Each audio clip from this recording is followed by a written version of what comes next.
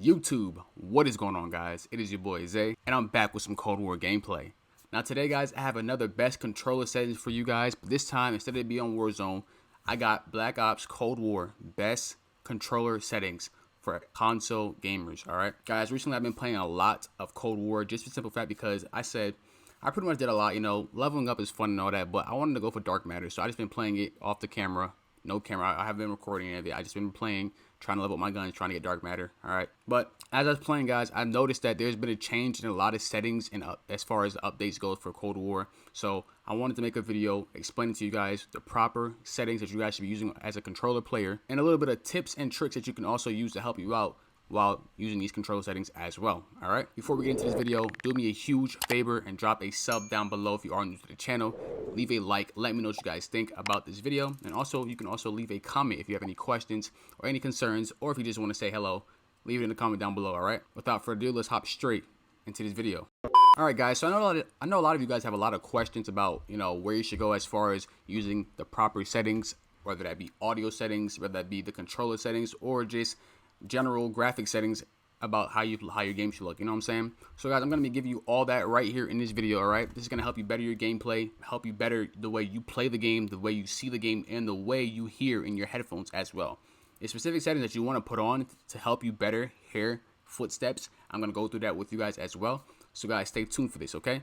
Alright guys, so first things first, we're going to go over the controller settings. These are currently the control settings that I use. I'm going to show you some key ones that you guys might want to mess around with and that you should be using in order to help you better your gameplay and movement overall when you have a controller in Cold War, okay? So first things first, as you can see here, these are your controller stick sensitivities, okay? This is a horizontal and vertical. Me personally, I like to play on usually either 4.4 or 4.5, as you can see right there. But here's a key thing.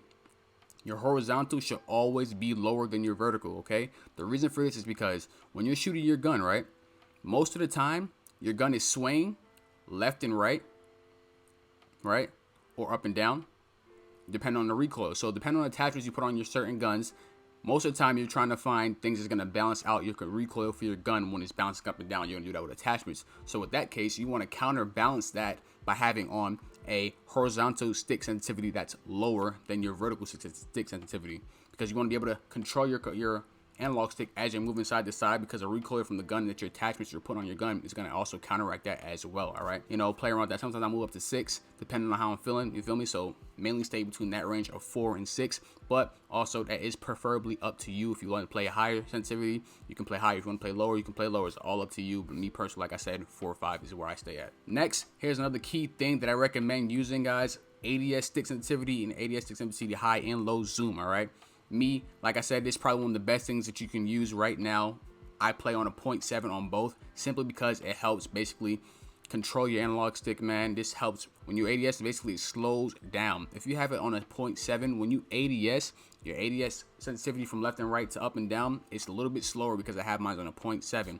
The higher you go, the higher sensitivity you're gonna have when you're aimed in. The lower you go, the lower sensitivity you're gonna have when you're aimed in. So I recommend keeping it between either a 0.5 and a 0.8.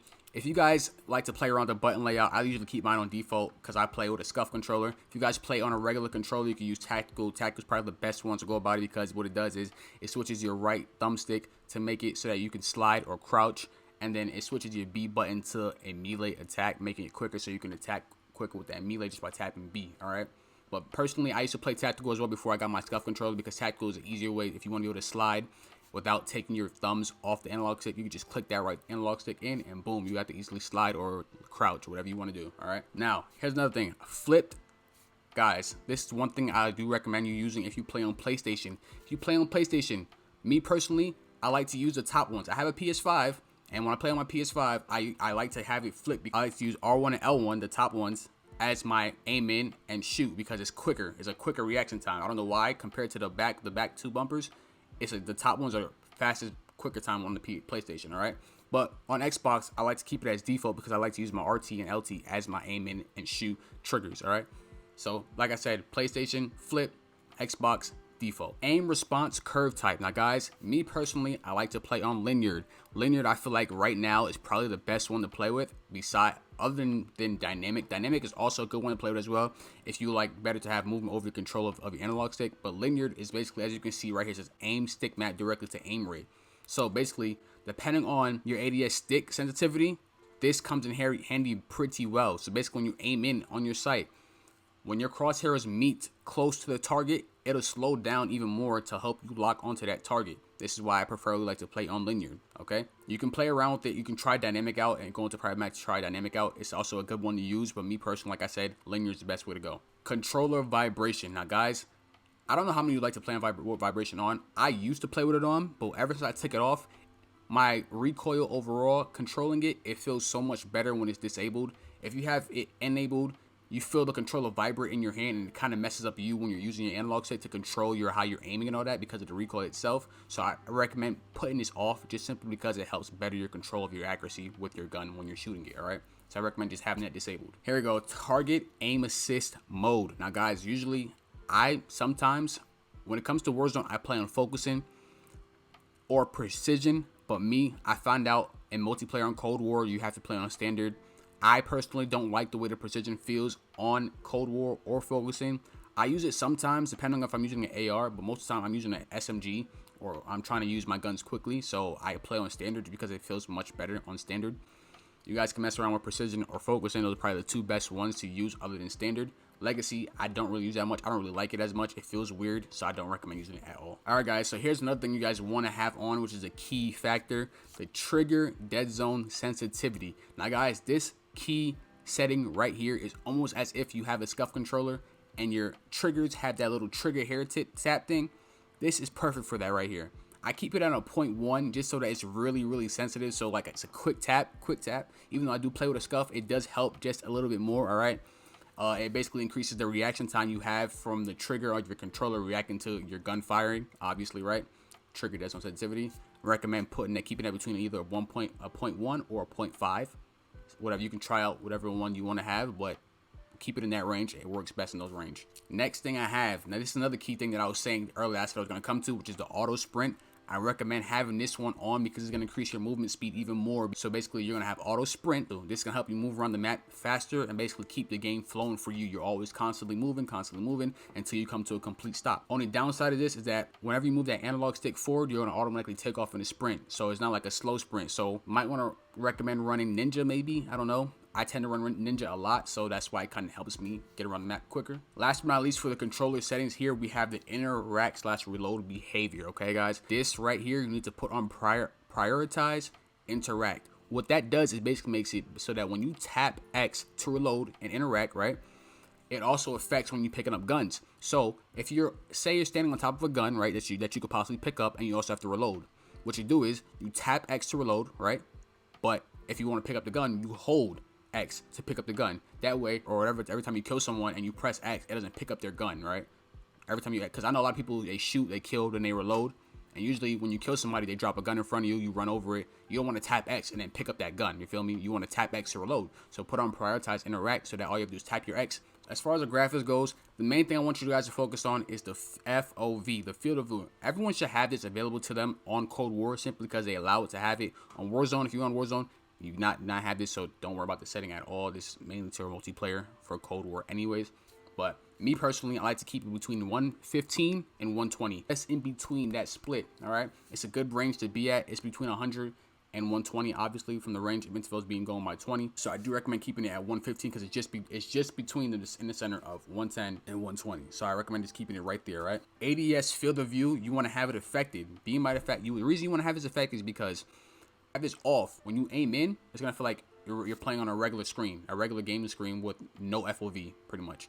So you want to have this on. Motion blur, I do recommend turning this completely off, simply because when you're aiming and you're moving your gun side to side, you're gonna see a little blur.